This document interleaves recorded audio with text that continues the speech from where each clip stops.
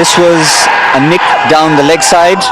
We clearly heard it, and the replays and Snicko suggested that there was a clear nick. This was the first of them that they got wrong. Ponting was on 17 at the time.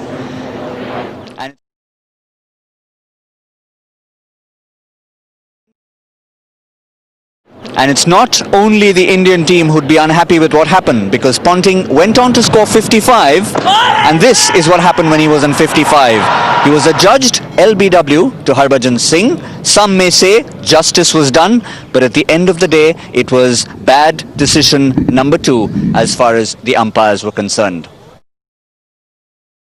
No one would argue with the fact that it was an absolute jaffa of a delivery.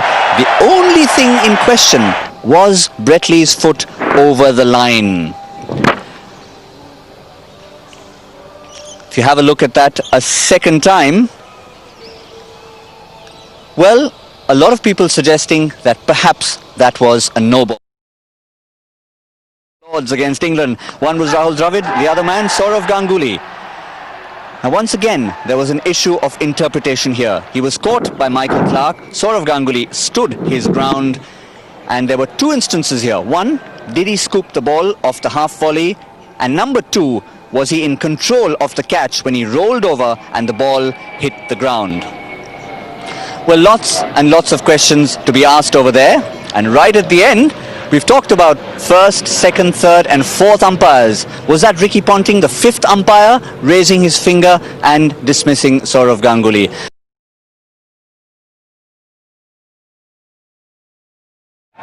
Now this is where he's asking the captain, did he catch it? And then he says yes. Well, why don't you ask the batsman then? Why is it that a fielder's word has to be believed and not the batsman? Here is a man who did not walk when he was 14, got down the leg side. So why should his word be taken that he or his fielder had taken the catch?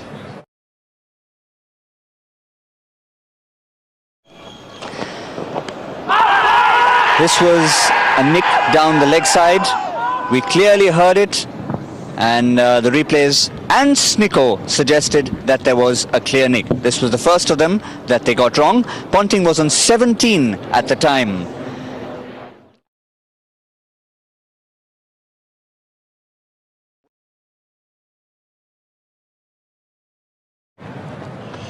It cannot be that you are honest when you're fielding and not so honest when you're batting. That is nonsense, utter nonsense.